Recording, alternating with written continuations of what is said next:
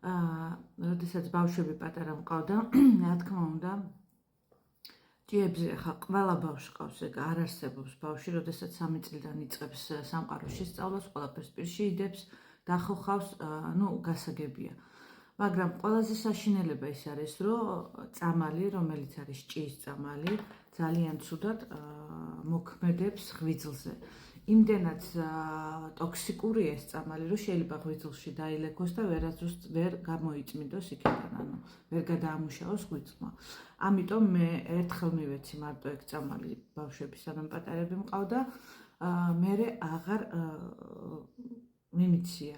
რა თქმა უნდა, იმ პერიოდში არ ვიცოდი ესეთი ანტიპარაზიტული წმენდის და ელემენტარულად რაღაცა ხალხური მეთოდებით ვცდილობდი, მაგრამ ეხლა რაც არის აი ეს ანტიპარაზიტული პროგრამა, ხო, რასაც საუბრობ, ეს არის ყველა მიმართულებით, ანუ ბავშვი, თუნდაც დასრულში, მე ბავშვს იმიტომ აქ აქცენტი, რომ ბავშვები ხშირად არიბანენ ხელს და ესე თუმცა დასრულებს, ანუ იმდენი წყაროა ნებისმიერი ბაცილების, ნებისმიერი ინვაზიის, რომ ანუ არ აქვს მნიშვნელობა ბავშვია თუ დიდი.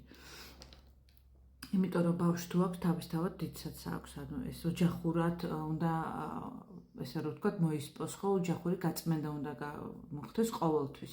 წელიწადში 4-ჯერაა სასურველი. იმდენად მაგარი პროგრამაა და არაერთი პროდუქტი, ხო?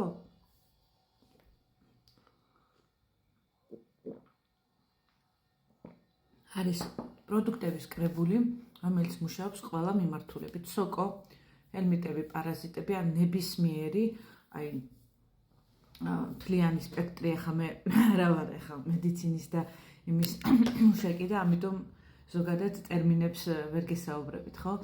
ანუ სრული გაწმენდა ხდება ყველა დონეზე, სისხლი, ორგანოები, ძვალი, კუჭნაწლავი და ასე შემდეგ.